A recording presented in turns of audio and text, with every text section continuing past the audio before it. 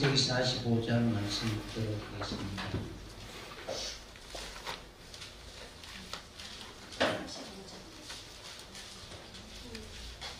45장 5절에서 10절까지 교독하도록 하겠습니다.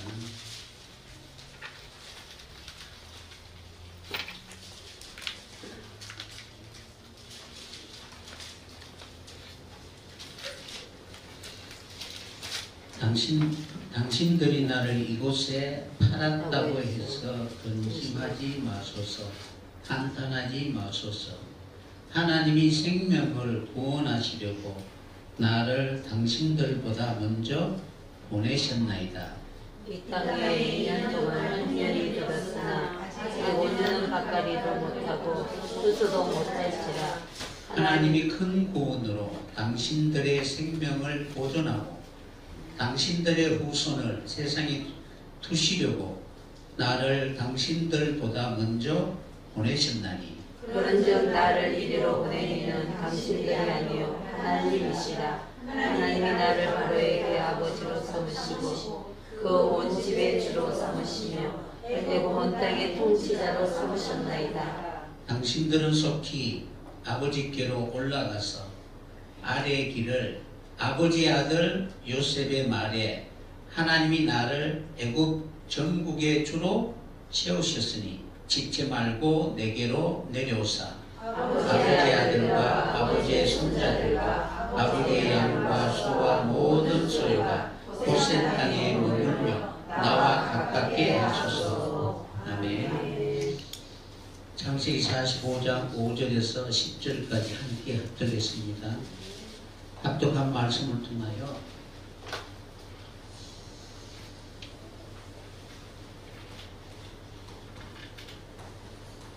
사람을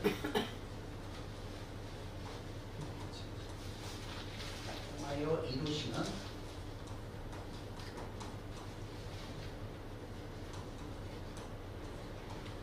하나님의 섭리,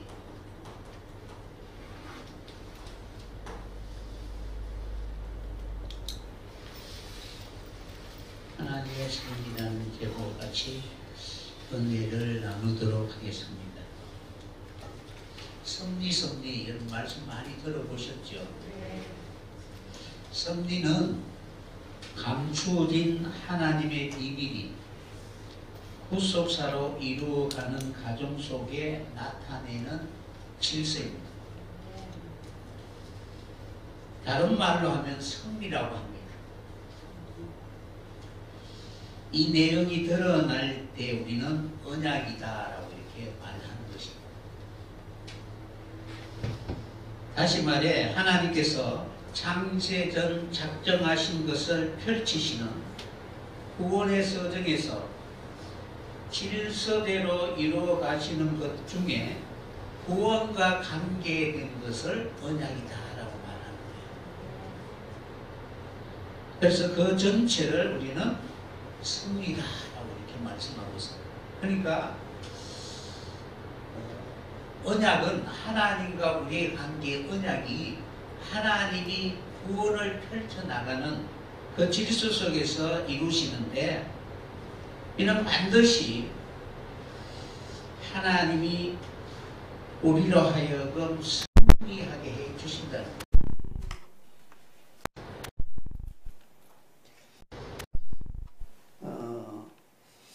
자연도 질서가 무너지면 온통 어떻게 파괴되고 고통과 그리고 소멸될 수밖에 없습니다. 그런데 하나님은 이 질서를 유지 보존하시면서 하나님은 끊임없이 당신이 누구이신가를 알려주시기를 원하고 계시는 거예요. 이런 것처럼 하나님의 오묘한 섭리 안에는 반드시 질서가 있다라는 것을 알아야 됩니다. 그러니까 질서가 무너지면 다 파괴된다는 거예요. 특별히 인생을 향한 하나님의 그 계획은 자연에 비해서 결코 비교할 수 없는 오묘한 하나님의 손길이 그 속에 있다는 사실입니다. 하나님께서 인생을 마음에 두고 계시고 가장 비밀스럽게 작정하시고 그리고 은밀하게 당신의 뜻을 이루어가는 그 존재는 사람이라는 거예요. 그러므로 나는 누구이며 나는 내가 있어야 할 자리는 어딘가라는 그런 인식이 결국 하나님이 얼마나 우리를 사랑하시는가를 알게 해 주신다는 거예요. 그러니까 다시 말하면은 아버지가 가정 안에서 아버지의 위치가 바로 자녀를 사랑하는 자리고 그리고 자기 자신이 긍지와 자부심을 갖잖아요. 그죠? 그런 것처럼 내가 있어야 할 그 자리, 그 자리에 있을 때 나는 행복하고 기쁘고 그리고 하나님이 나를 얼마나 사랑하는가를 알게 된다는 거예요. 그러니까 여러분들이 가정 안에서 아버지가 계신다면은 아버지는 필요 없으니까 내가 아버지 자리에 앉겠다. 이렇게 한다면은 행복할 수가 있을까요? 없을까요? 그러니까 자기가 있어야 할 그 자리에 있을 때에 하나님이 나를 얼마나 사랑하는가를 알게 된다는 거예요. 하나님이 여러분을 사랑하시죠. 그래서 하나님의 섭리는 눈에만 보이는 것이 아니라 하나님의 손길로도 있다는 거예요. 그러니까 이 직접적으로 아니고 은밀하게 하나님 뒤에서 역사하고 계신다는 거예요. 칼빈의 이야기인데 하나님은 그저 보기만 하시는 분이 아니다라는 거예요. 하나님은 우리에게 일을 맡기시지만 우리가 일을 끝날 때까지 그저 기다리시는 분이 아니라 우리와 함께 일하신다는 거예요. 그러니까 하나님이 보고 계시고 기다리고 있다는 것이 우리와 함께 일하신다는 거예요. 어떻게 보면 질서에서 벗어나지 않도록 하나님이 어떻게 이 강권적인 힘으로 유지하고 이끌어 간다는 사실. 여러분들이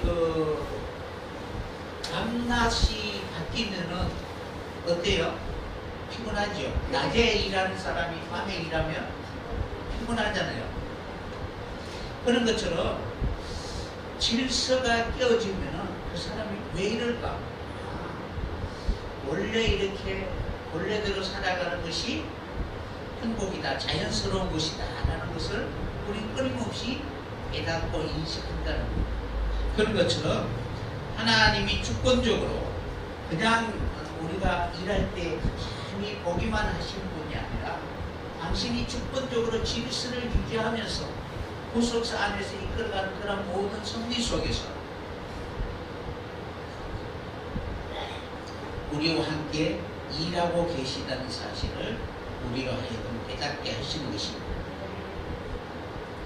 그러니까 지금까지 여러분들이 신앙생활 해보시면서 내가 믿어왔는 것처럼 그렇게 생각할 수는 있지만 그러나 순간순간 돌아보면 하나님이 이끌어 오셨다라는 것을 우리는 알게 되는 것입니다. 에레미야 10장 23절에 보면 이렇게 기록되어 있습니다. 여호와여 내가 알거니와 사람의 길이 자신에게 있지 아니하니 걸음을 지도함이 걷는 자에게 있지 아니하나이다 라고 이렇게 기록되어 있습니다.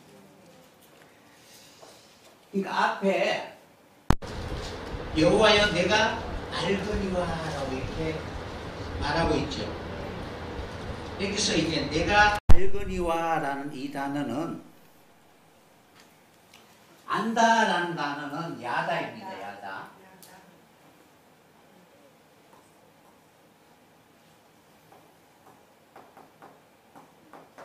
경험하다라는 것이죠. 그죠? 그러니까 경험을 통해서 안다는 것이죠. 근데 뒤에 무엇이냐면 뒤에 타오하고 요드가 붙어 있습니다. 그러면은 나라는 인생이 있잖아요, 그죠? 하나님이 내게 주신 인생의 모든 삶이 여러분들이 70 아니면 80, 요즘은 100세 시대잖아요, 그죠? 그럼 100세 시대까지 다 살아야 내가 누군가를 알게 되잖아요. 그러니까 아직도 지금 어떻게 나를 알아가는 과정 속에 있다는 거예요, 야다. 그러니까 내가 내 인생을 다 알고 살아가는 것은 아니다는 거예요. 근데 내가 다 살면은 나라는 존재가 무엇인가를 알게 되잖아요, 그죠? 알게 되면 이제부터 어떻게 해야 돼요? 새롭게 시작할 수 있다는 거예요.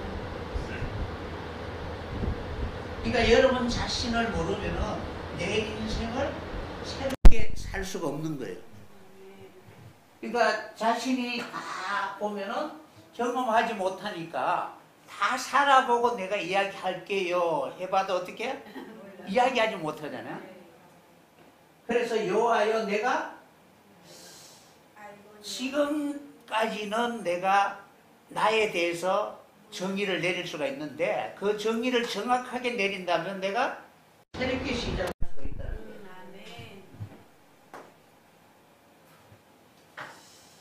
그래서 여호와여 내가 알거니와 라고 하면은 결국 아직 자기 자신을 안다는 거예요, 모른다는 거예요. 그러니까 모르니까 새롭게 시작할 수가 없는 거예요. 그러니까 지금까지 나는 내 인생은 내가 결정하고 내가 선택하고 내가 그 선택에 대하여 무엇인가는 내가 할 수 있다라고 생각하며 살아왔지만은 그러나 결국은 아무것도 아니라는 거예요. 그래서 여호와여 내가 알거니와 인생의 길이 자기에게 있지 않다. 그러니까 인생의 길이 자기에게, 자신에게 없다. 그래서 이 자신은 누구냐 하면은 나 아담입니다.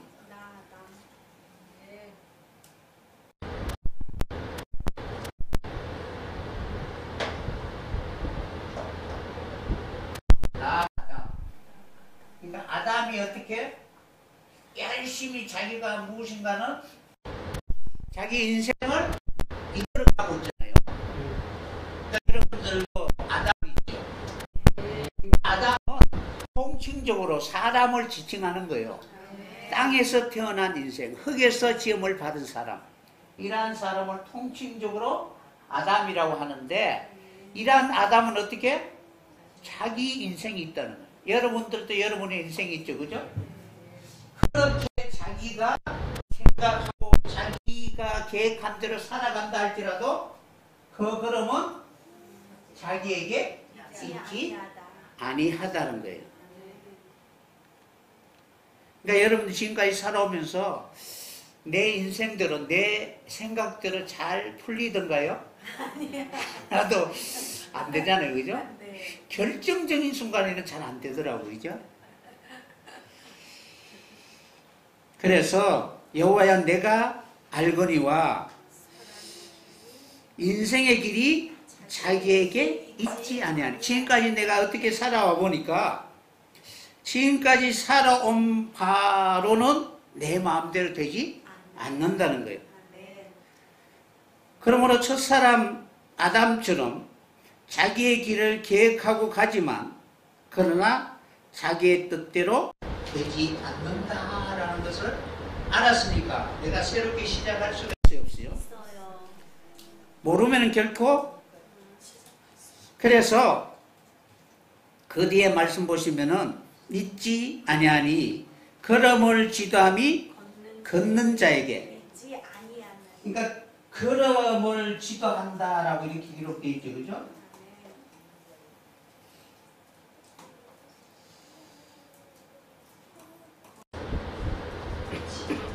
걸음을 지도하니 걷는 자에게. 그러니까 그 걸음을 인도하시는 자가 있다는 것이죠. 그래서 요 걸음이라는 이 단어는 어떤 단어를 사용하냐면은 짜드,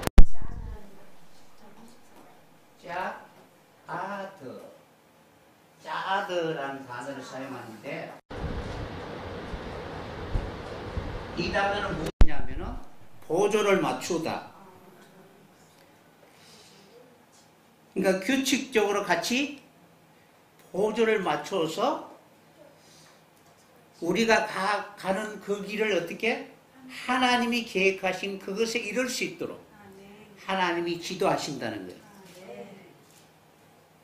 이 지도라는 단어는 쿤이라는 단어를 사용합니다. 쿤, 세우다라는 단어. 달리다쿰 아시죠? 그러니까 쿤이라는, 그러니까 우리 인생은 하나님이 지도하시고 세워야 할 줄 믿습니다. 그러면은 첫사람 아담은 철저히 자기를 버리지 않잖아요. 그죠? 그럼 어떻게 해야 돼요? 첫사람 아담이 죽어야 되겠죠. 그죠? 그래서 요 걷는 자는 누구냐면은 애쉬라는 단어. 그래서 이렇게 앞으로 붙어 있습니다. 그러니까 애쉬라는 단어는 뭐예요? 사람이라는 뜻이죠. 그죠? 남자라는 뜻도 있지만 사람. 그럼 애쉬는 어디에서 왔느냐 하면 에노스.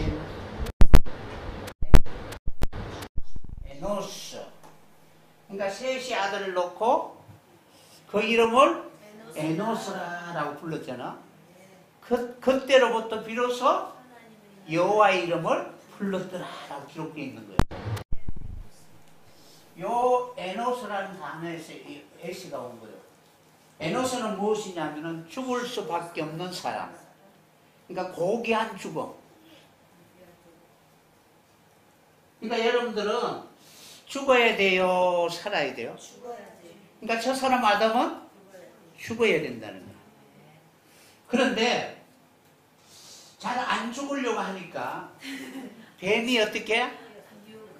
뱀이 미혹한 것이 아니고 하나님이 뱀을 수단으로 사용해서 우리의 마음속에 첫사람의 모습, 그것으로 인하여서 정욕과 탐심과 그리고 자기 자랑, 육신의 정욕과 안목의 정욕과 이생의 자랑을 불러일으켜서 선악을 알게 하는 나무의 가위를 통해서 어떻게?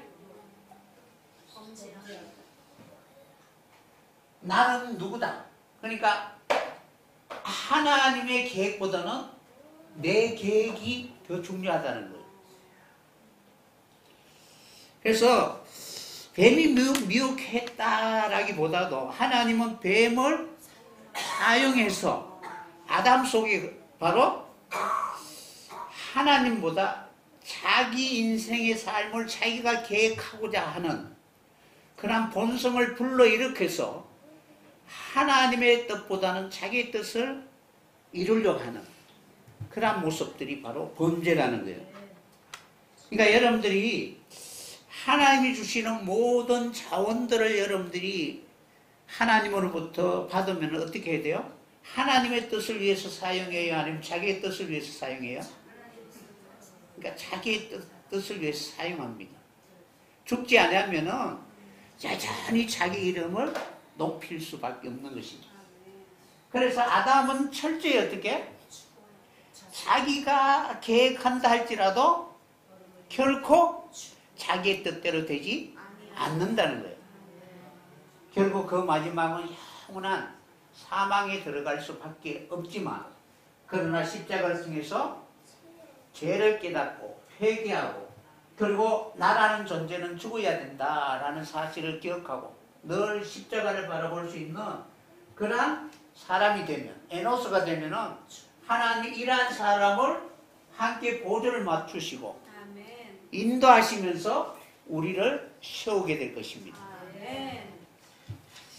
어쨌든 여러분들이 우리 인생의 모든 삶은 내 마음대로 내 뜻대로 되지 않는다는 사실을 꼭 기억하시고, 십자가를 통하여 나를 부인하게 되면은 새로운 내 인생의 삶에 그러한 소망을 하나님 주시고 그것을 이룰 수 있도록 하나님이 우리와 동행하신다는 사실을 꼭 기억하시면 합니다. 그래서 하나님은 우리와 함께 하지 않으면 한 치 앞도 내다볼 수 없는 그러한 인생입니다. 내 스스로 내 인생의 길을 결정할 수가 없다는 거예요. 그래서 하나님의 품에 안겨 우리를 인도하시는 그곳이 바로 내가 가야 할 목적지다라는 사실을 꼭 기억하시고 늘 하나님이 우리의 인생 가운데 개입하셔서 우리의 환경을 흐트러버리고 때로는 시험과 연단 속에서 하나님이 우리에게 무엇을 말씀하시고자 원하는지 그것을 깨달을 수 있는 여러분들이 꼭 되었으면 합니다. 바울은 하나님의 복음을 아시아로 가서 전해야 되겠다라고 마음을 먹고 소아시아로 가면서 복음을 전하는데 뜻대로 안 됩니다. 그러니까 자기 마음대로 안 되잖아요. 그러니까 여러분들도 그런 경우가 많잖아요.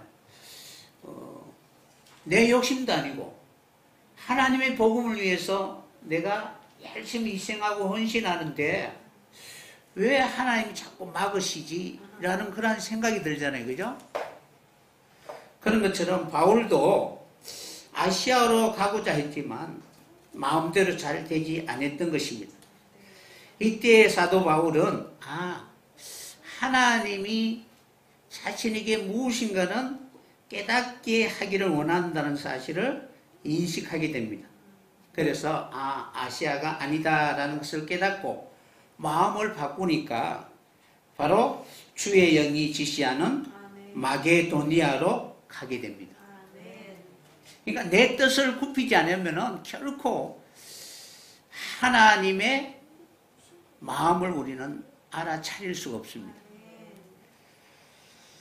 그래서 그가 계획을 세우고 2차 전도 여행을 아시아에서 바로 마게도니아로 옮기게 된 것입니다. 그리고 3차 전도회 때도 2차 경험이 있으니까 다시 한번 돌아보고 자기가 가고자 하는 그런 곳이 아니라 바로 로마로 가게 만드는 그런 환경에 순종하게 된 것입니다.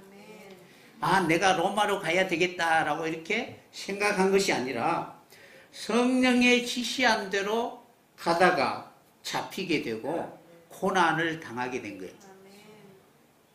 그러니까 하나님의 음성을 듣고 가니까 고난을 당하는 거예요. 그러니까 하나님이 우리에게 알려주시는 방법과 내가 생각하는 방법은 전혀 다르다는 거예요. 사람들이 많이 그렇게 이야기하죠. 그죠? 어젯밤에 내가 기도했더니 하나님이 로마로 가라고 했더라. 그렇게 해서 그렇게 이야기하잖아요. 전에는 심지어 어떻게 밥 먹고 물 먹는 것도 어떻게 기도해보고 먹으라고 못 먹고 이런 사람들이 많이 있다는 거예요. 하나님 그렇게 역사하지는 않는다는 거예요. 자기가 가고자 하는 것, 자기가 하고 싶은 것, 그러한 일들이 가로막히고 뜻대로 되지 않는 일을 통하여 내가 내 소리에 귀를 기울일 것이 아니라 거부하고 내려놓고 하나님의 뜻에 귀를 기울여야 한다라는 사실을 깨닫고 주의 음성을 듣기를 원한다면 비로소 하나님의 그 소리를 듣게 될 것입니다. 잠언서 16장 9절에도 마찬가지입니다. 사람이 마음으로 자기의 길을 계획할지라도 그 걸음을 인도하는 자는 여호와시니라. 그러니까 걸음은 짜도 똑같아요. 그러니까 그냥 너 이쪽으로 가라 이렇게 하는 것이 아니라 하나님이 우리와 함께 보조를 맞추면서 우리를 지도하고 인도하신다는 것입니다. 그래서 인도하다라는 것은 세우다라는 뜻입니다. 하나님이 원하시는 그런 사람이 되게까지 우리를 견인하시고 이끌어가면서 우리로 하여금 세우시는 것입니다.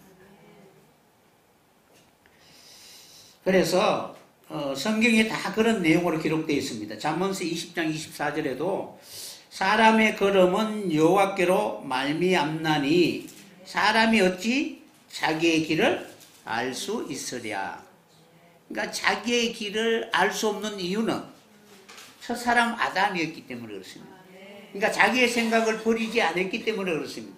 그러나 고난이나 환난을 통해서 첫사람 아담의 그런 본성을 버리고 십자가를 통하여 새로운 사람, 비로소 나라는 존재를 버리는 사람에게 하나님이 함께 보조를 맞추면서 하나님이 우리를 인도하게 될 것입니다.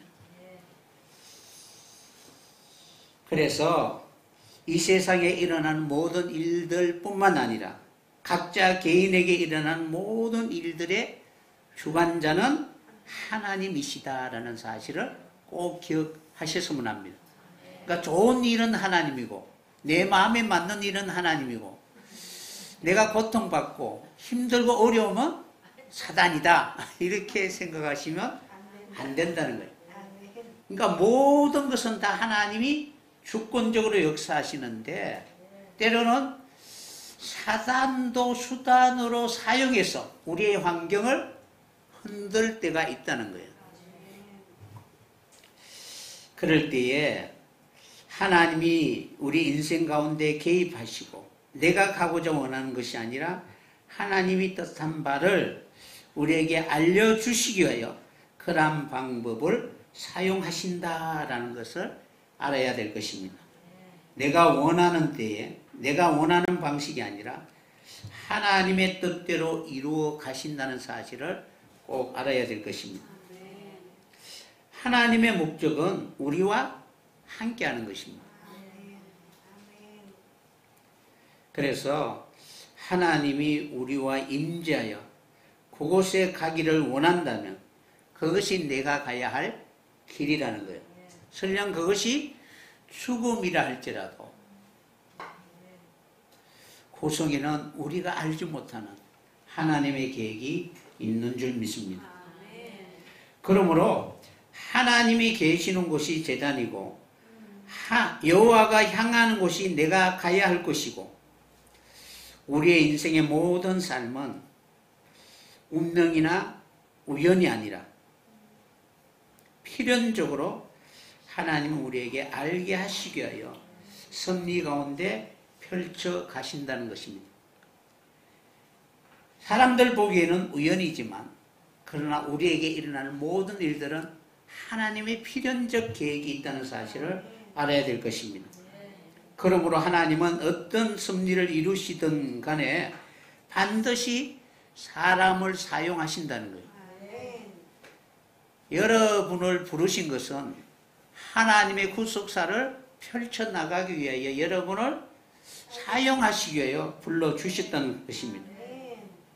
그래서 우리와 함께 하시고 그리고 우리에게 승리가 무엇인지를 가르쳐 주기를 원하고 계십니다. 그러니까 구원은 곧 승리라는 거예요. 그래서 예정도 승리고 그리고 선택도 승리고 그리고 마지막 하나님이 우리와 함께하는 모든 일도 하나님이 여러분을 택하였기 때문에 하나님은 우리와 함께 일하시기 위하여 그 모든 자연의 모든 것들을 다 사용하셔서 우리를 이끌어 가시는 것입니다. 특별히 하나님이 무슨 일을 이루실 때는 반드시 사람을 사용하십니다. 그가 엘리야이든 모세이든 바울이든 상관없이 그리스도의 전 구속사를 이루기 위하여 하나님은 사람을 사용하신다는 거예요. 그러니까 구속사와 관계없이 하나님을 사용하지 않으신다는 거예요. 그러니까 성경에 기록된 모든 선지자는 예수 그리스도의 일을 나타내기 위하여 사용된 선지자라는 거예요. 그래서 하나님은 어떤 사람이든 그 사람을 사용하실 때 반드시 구속사를 이루기 위하여 사용하신다는 사실을 꼭 기억했으면 합니다. 하나님이 느닷없이 갑자기 어떤 일을 이루시는 것이 아니라 그 사람을 하나님의 그 구속사에 사용하기까지 하나님이 어떻게 개입하시고 인도하시는지 우리는 그 일을 측량할 수는 없습니다. 어떻게 저런 사람을 하나님이 사용하시지라고 생각할 수도 있잖아요. 나 같은 사람을 사용해야지 왜 그런 사람을 사용하지?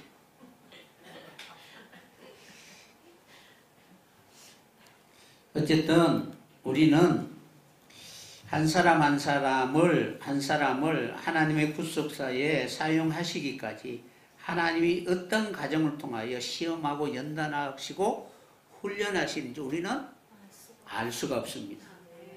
그러나 하나님이 그 모든 일을 행하심은 그들로 하여금 하나님의 섭리를 보게 하시기 위함입니다.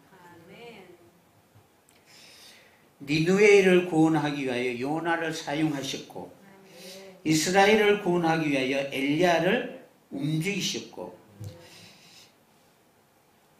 이스라엘 백성들을 애굽에서 구원하기 위하여 모세를 움직이신 하나님이십니다. 사사시대 캄캄한 그러한 시대에 어두움을 걷어내는 그러한 도구로 사용한 사람이 한나의 기도였습니다. 기도로부터 사무엘이 탄생하고 사무엘을 통해서 다윗을 이 땅에 기름 부어 왕으로 세우게 된 것입니다. 그러니까 이 모든 일들은 하나님이 갑자기 행하신 것은 아니라는 것입니다. 그러니까 한나의 기도를 통해서 이스라엘이 이 땅에 나타나게 된 거예요. 그러므로 하나님이 어떤 사람을 부르시든 그 부르심 속에는 반드시 하나님의 일하심이 있다는 거예요. 그래서 하나님께서 그 사람을 통해서 하나님의 그 일하심에 참여하시고 소명을 주시고 그리고 사명을 감당하게 해 주십니다. 그러니까 사명이라는 것은 일하심을 말하고 있습니다. 그러니까 대표적인 인물이 오늘 본문 말씀에 기록되어 있는 요셉입니다. 하나님의 언약을 이루는 가장 귀한 도구로 사용했던 것입니다. 그러니까 요셉을 통해서 하나님의 언약을 성취하기 위하여 사용하신 것인데 하나님의 언약은 창세기 12장 1절에서 3절에 보면은 내 후손을 아브라함의 후손을 하늘의 별과 같이 바다의 모래가 같이 흥하게 하시겠다. 그리고 내가 지시할 땅으로 가라. 그러니까 하나님이 지시한 땅으로 아브라함의 후손을 어떻게 그곳에 가게 해 주시겠다. 그리고 너를 축복하는 자에게는 내가 복을 주고 너를 저주하는 자는 내가 저주하리라. 다시 말하면 복의 근원이 되게 해 주시겠다라는 것이 하나님의 언약입니다.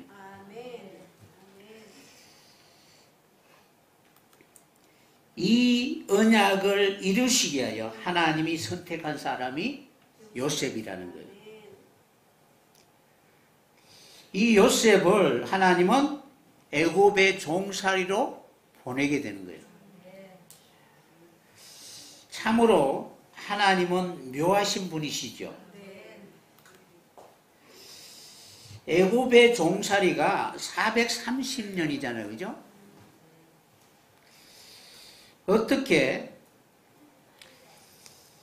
70인으로 시작된 이스라엘 백성들이 바로 200만 이상이 될 수가 있었을까?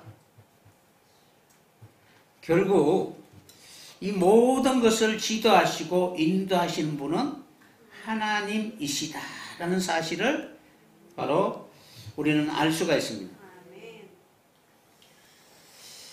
당신의 가나안 땅은 전쟁이 치열한 그런 땅이었습니다. 그러니까 가나안 땅, 애굽 온통은 전쟁이 난무하는 그런 곳이었습니다. 이러한 곳에 하나님이 요셉을 먼저 애굽에 보내신 것입니다. 우리가 아는 그런 이야기를 보면은 얼마든지 우리가 가시적인 그런 사건이나 일어난 일들을 통해서 이것이 하나님의 섭리다라고 이렇게 생각하기 쉽지만 그 내면 속에는 하나님의 언약과 관계 있다는 사실입니다. 그리고 거기서 진정으로 승리하게 하시는 거예요. 그래서 요셉을 먼저 보내시고 애굽의 틀을 닦아놓고 그리고 11명의 형제를 불러내어 고센에 정착시키게 되는 것입니다. 비록 종살이였지만 그 당시에 가장 최강국이 어디냐면은 애굽이었습니다.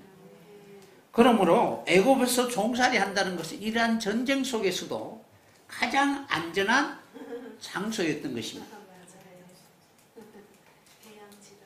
그리고 그 당시에 애굽의 법에 보면은 종은 군대에 불려가지 않았다는 거예요.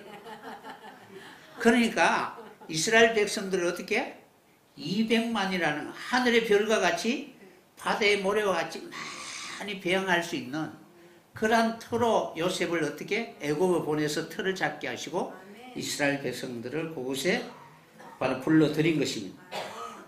그러니까 최고의 조건이죠. 그런데 우리가 보기엔 어떻게 종살이하고 그곳에서 얼마나 어떻게 힘들고 어려울까라고 생각할 수도 있는데 절대로 그렇지 않다는 사실입니다. 꿈 때문에 요셉이 구덩이에 들어가게 되고 이제 죽었구나 라고 생각했을 때 미디안 상인들의 손에 팔리게 되고 보디발 집에 들어가게 되고 거기에서 인정을 받아 이제는 살만하다라고 생각했을 때 다시 한번 하나님이 흔들어 버리십니다. 보디발의 아내의 음해를 당하고 궁중의 감옥에 갇히게 되는 거예요. 그때 떡 굽는 가늠장과 술 맡은 가늠장을 만나게 되는데 둘 다 꿈을 꾸는 자였습니다.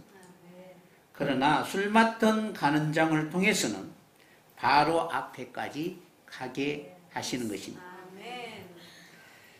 결국 이 모든 것은 다 하나님이 이끌어가는 섭리라는 거예요.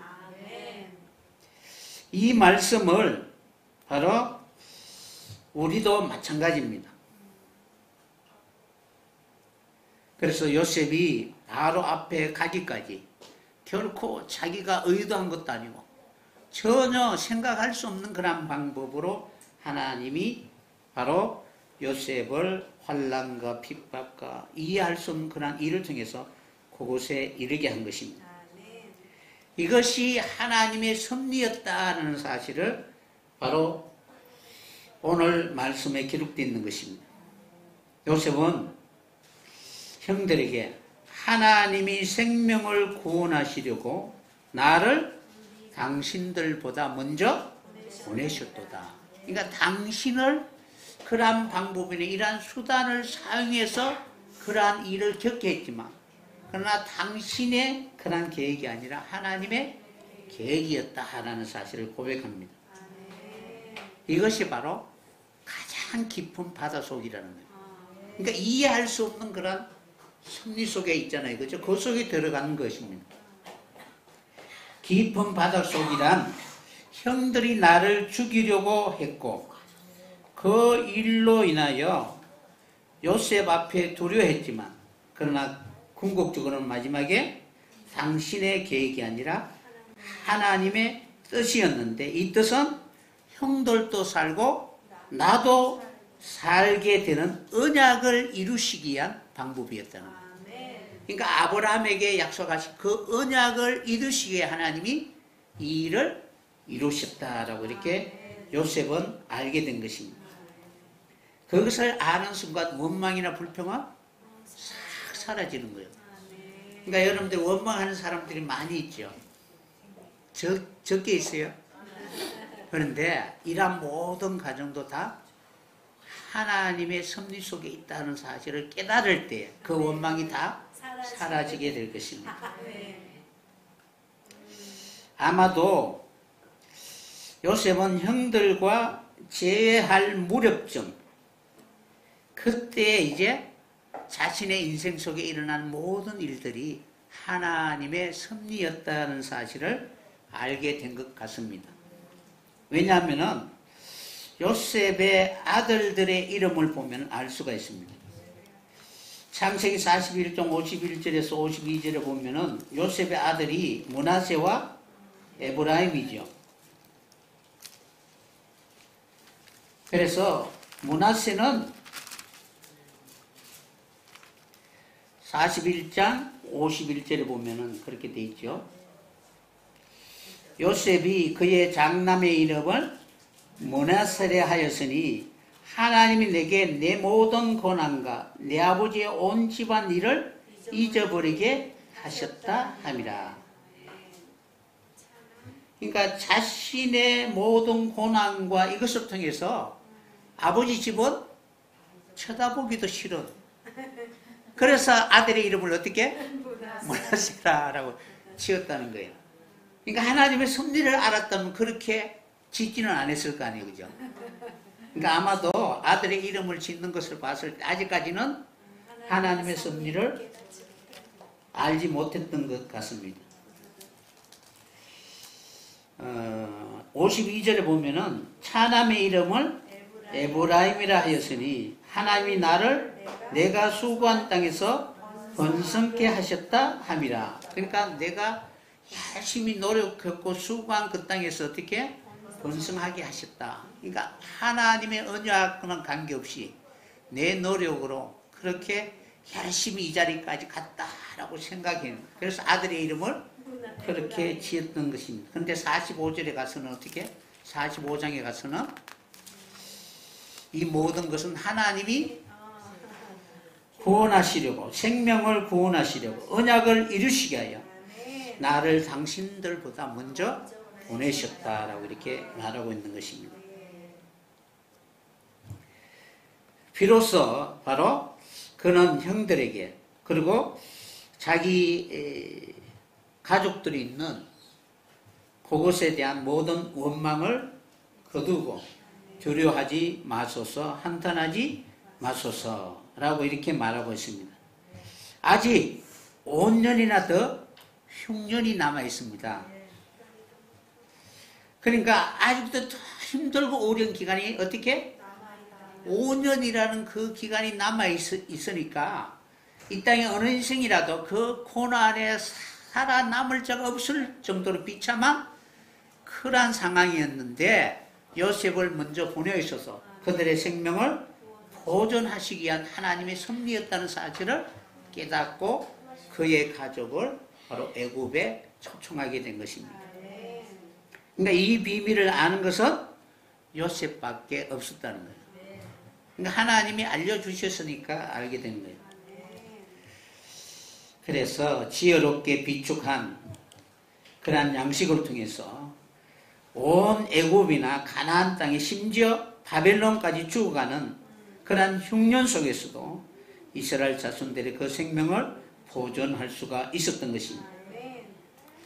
이때에 바로는 요셉을 아버지처럼 그렇게 인식했다는 거예요. 45장 8절에 보면은 그런즉 나를 이리로 보낸 이는 당신들이 아니라 하나님이시라. 하나님이 나를 바로에게 아버지로 삼으시고, 그러니까 바로가 이 요셉을 보면 마치 아버지처럼 그렇게 대우하는 거예요. 삼으시고 온 집의 주로 삼으시며 애굽 온 땅의 통치자로 삼으셨다.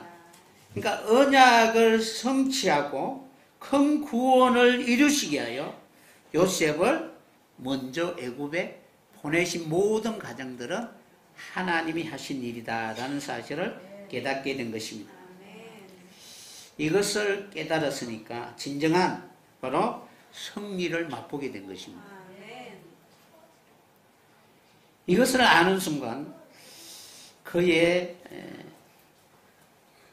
그러한 가족과 형들을 용서하게 된 것입니다.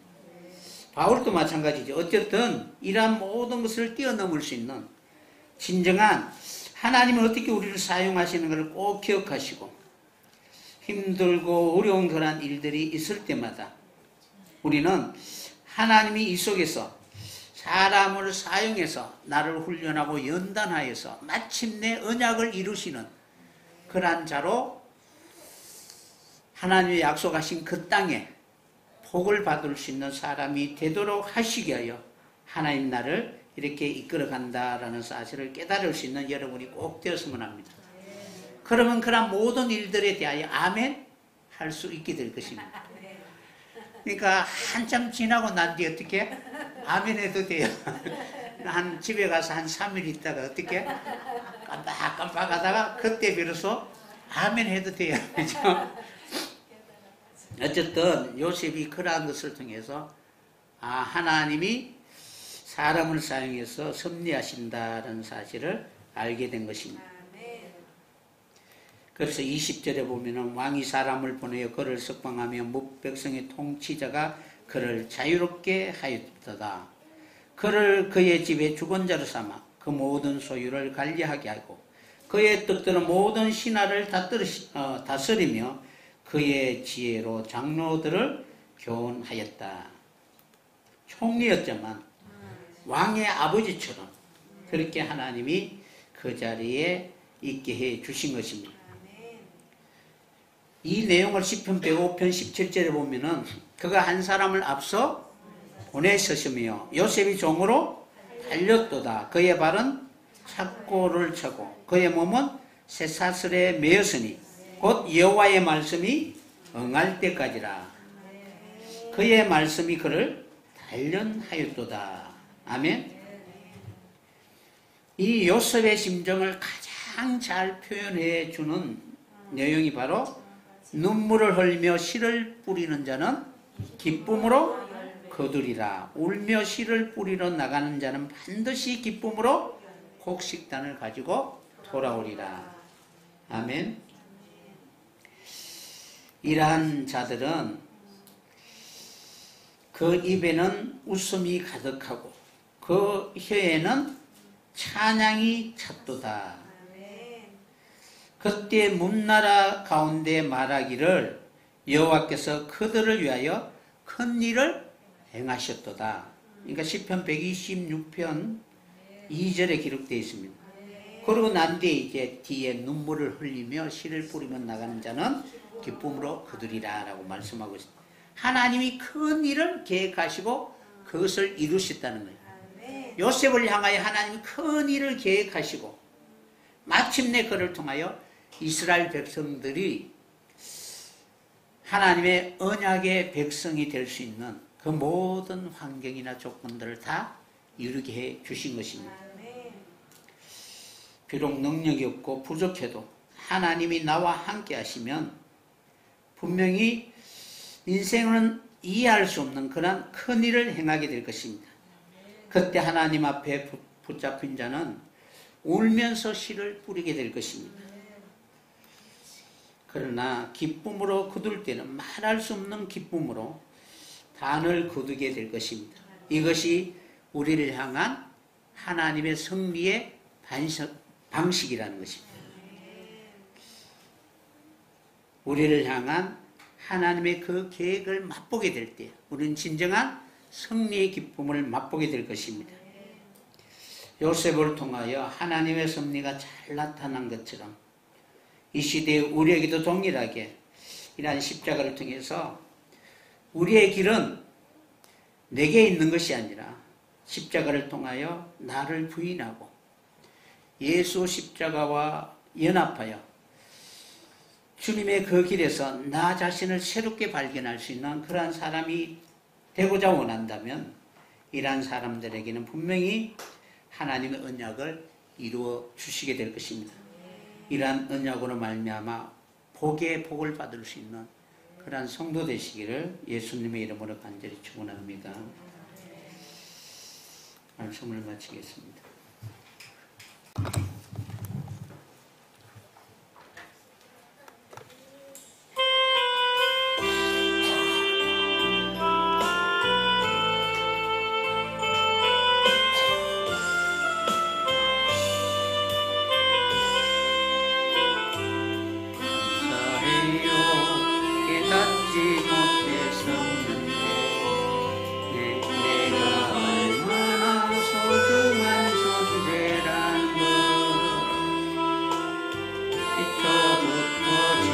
지금까지 하나님의 사랑 항상 날 향하고 있었다는 것 고마워요. 그 사랑을 가르쳐준 당신께 주께서 허락하신 당신께 그리스도의 사랑으로 더욱 섬기며 이제 나도 세상에 전하리라. 당신은 사랑받기 위해 그리고 그 사랑 전하기 위해 주께서 택하시고 이 땅에 심으셨네. 또 하나의 열매를 바라시며 감사해요. 깨닫지 못했었는데 내가 얼마나 소중한 존재라는 걸 애초부터 지금까지 하나님의 사랑 항상 날 향하고 있었다는 것 고마워요. 그 사랑을 가르쳐준 당신께 주께서 허락하신 당신께 그리스도의 사랑으로 더욱 섬기며 이제 나도 세상에 전하리라. 당신은 사랑받기 위해 그리고 그 사랑 전하기 위해 주께서 택하시고 이 땅에 심으셨네. 또 하나의 열매를 바라시며 당신은 사랑받기 위해 그리고 그 사랑 전하기 위해 주께서 택하시고 이 땅에 심으셨네. 또 하나의 열매를 바라시며 또 하나의 열매를 바라시며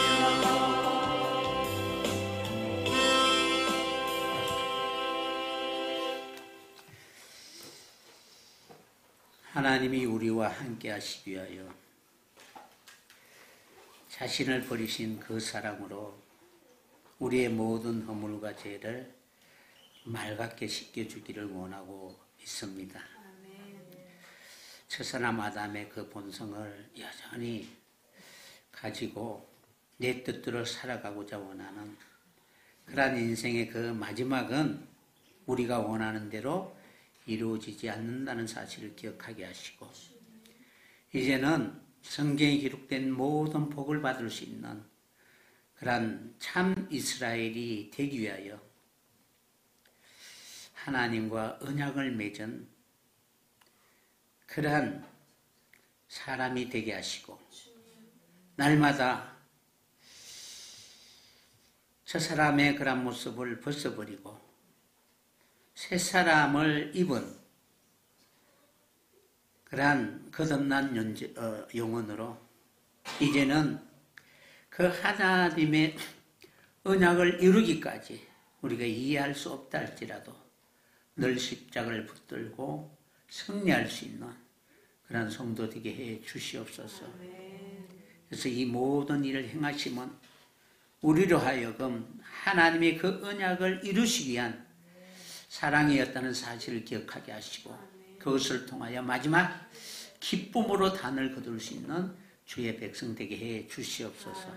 끝날까지 늘 우리와 함께 그 길을 동행하시고 그곳에서 주님과 영원히 하나님의 나라의 모든 복을 받을 수 있는 자녀 될 수 있도록 축복해 주실 줄 믿사오며 예수님의 이름으로 기도드려 사옵나이다. 아멘.